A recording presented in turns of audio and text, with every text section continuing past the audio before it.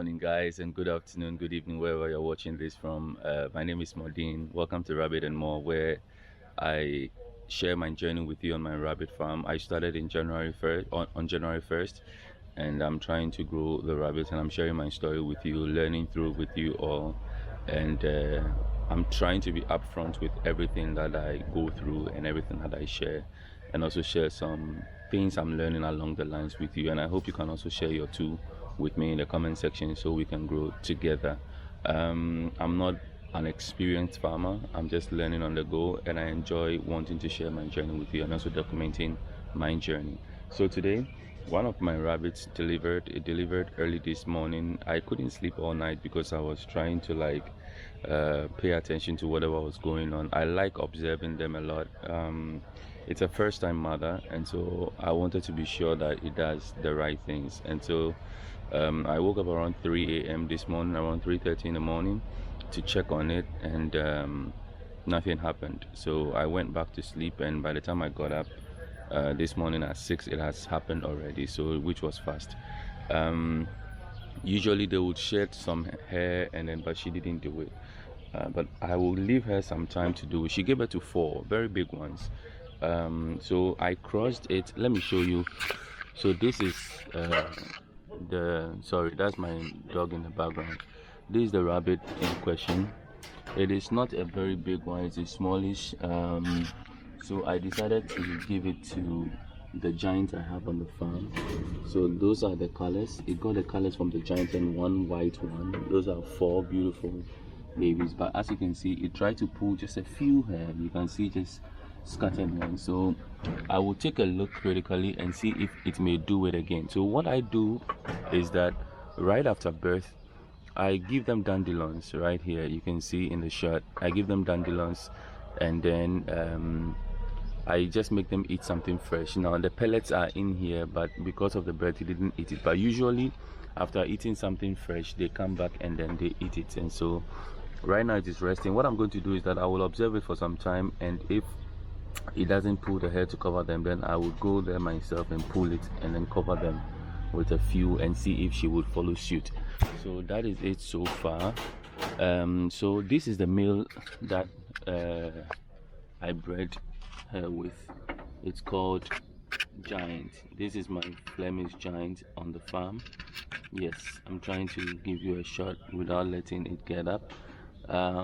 And obviously I got the same colors already. So this is another one. This one gave birth to 7, and as you can see, they are all dark tone colors as well. 7, but 1 is dead, so it's level 6, and this is the mother that gave birth to those ones. So these are the babies I'm nursing right now. This one is still very aggressive, but I know with time it will be okay because it wasn't like that before. And as for her, I don't know if you guys can see the kids. Also first time mother, also delivered 4. They are sisters.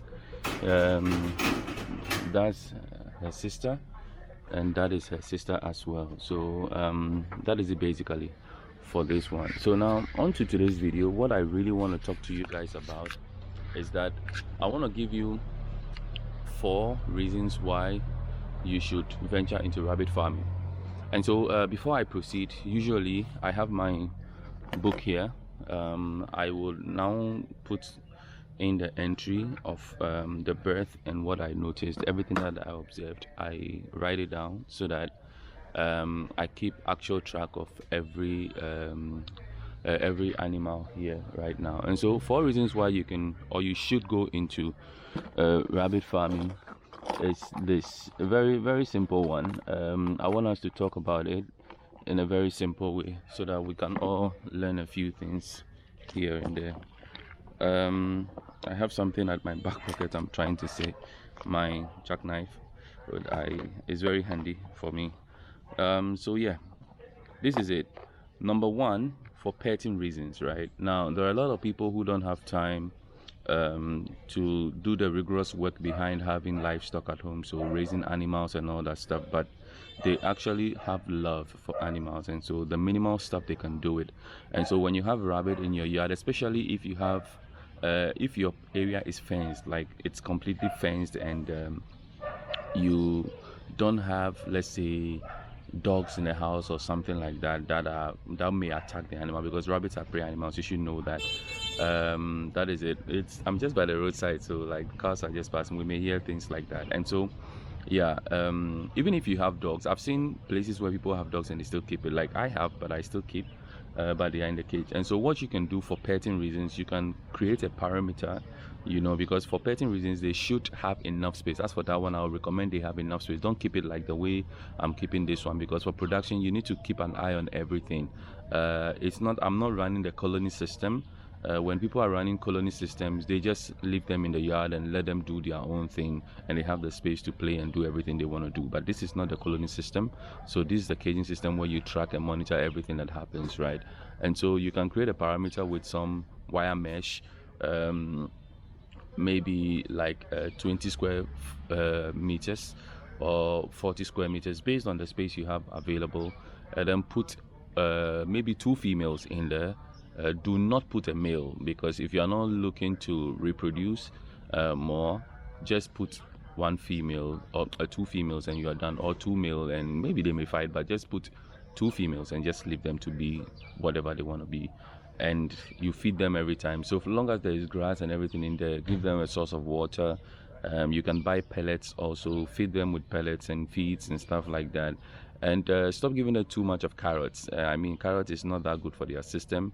They will eat it, but it's not that good for their system, because the way their system is, sugar takes a longer time to digest, and so carrot is not the best for them. And so for petting reasons, you can raise rabbits. And that leads me into the second one. Now the second one is for therapy. Now I say it's for therapy because you wake up in the morning, and if you have them at home, whether the way I'm raising them or you want to have them as pets at home, you wake up and you sit and you observe their movement and everything, and it's so refreshing to the body. It does a lot to you as a person. You get it? Animals in general, when you take care of animals and you're relating with animals, it has a lot it does to your health. It calms you down, it makes you think clearer. It gives you a new and fresher perspective on a lot of things, because they have a more like a carefree life, where when you're keeping them at home, it's like you are providing for them in everything. So they just live their freest life they can possibly live. Not free, of course. When they are in the jungle, they know they can move anywhere they want to move, but also they are over here, they are protected in a way from the prey that will attack them and stuff like that. So that is point number 2. Point number 4, which is for business purposes. You raise rabbit for business, as a business.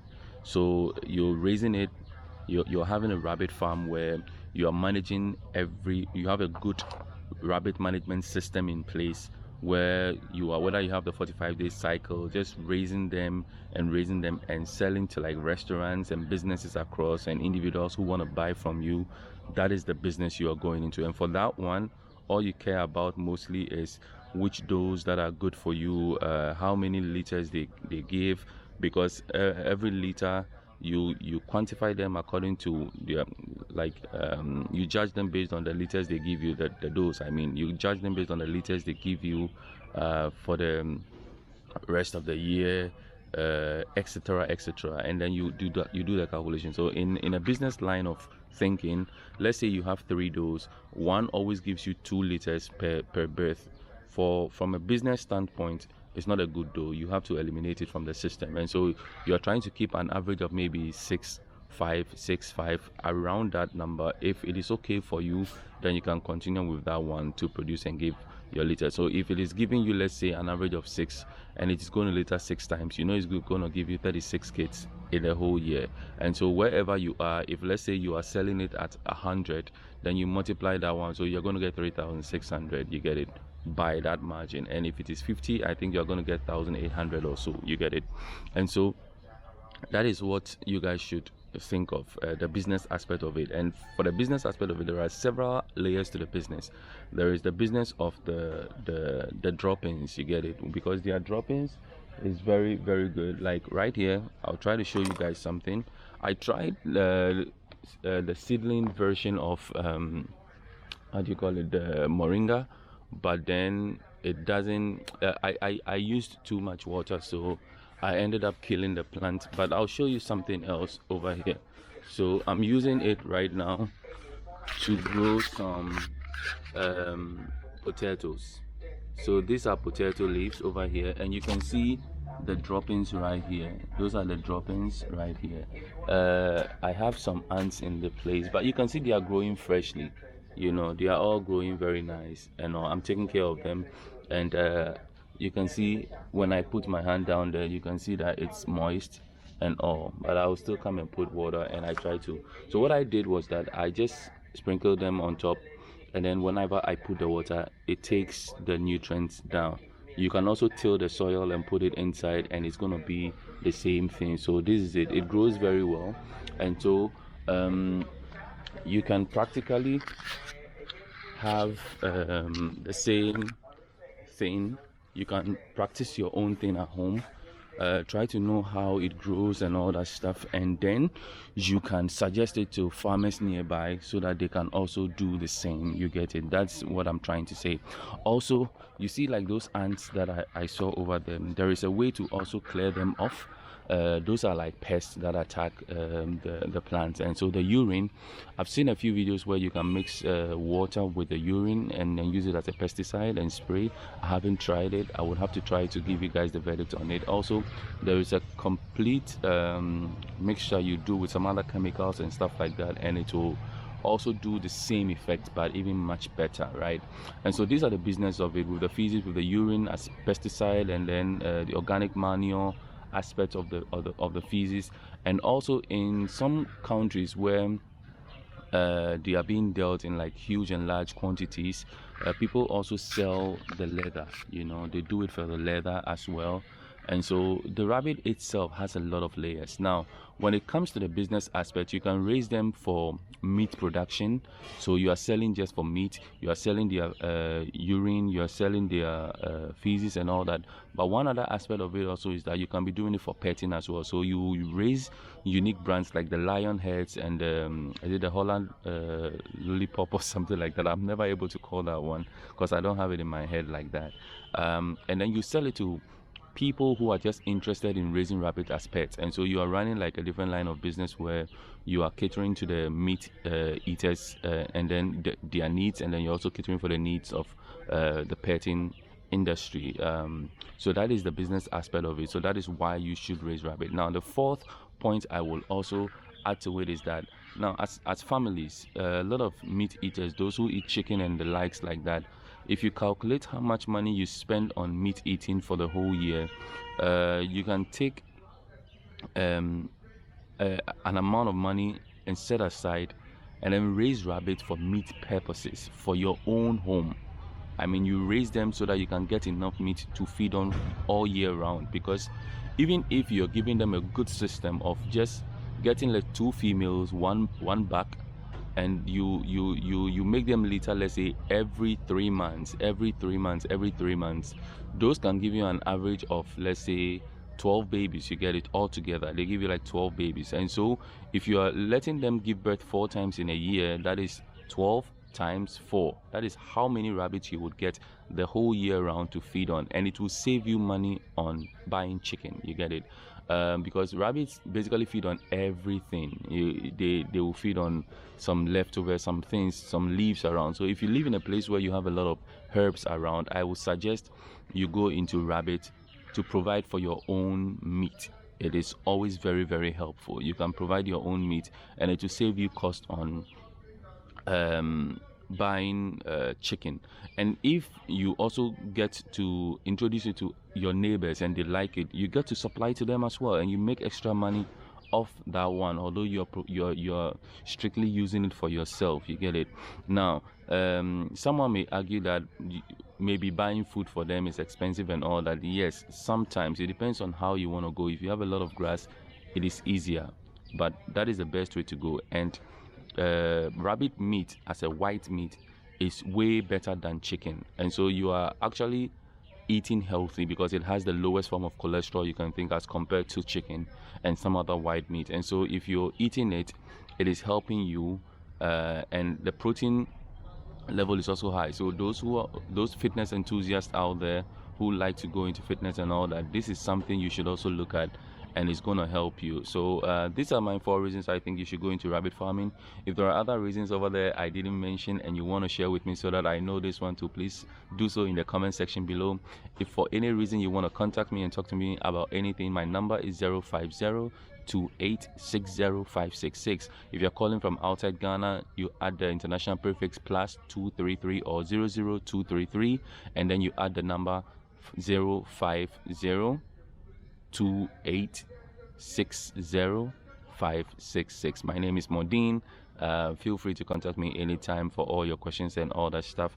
I have a lot of topics I'll be treating on the coming days, and so if you have any other topics you would want me to touch on or things you want me to address or find out and address, kindly let me know in the comment section below and I'll do it, or you can contact me privately and then we do that as well.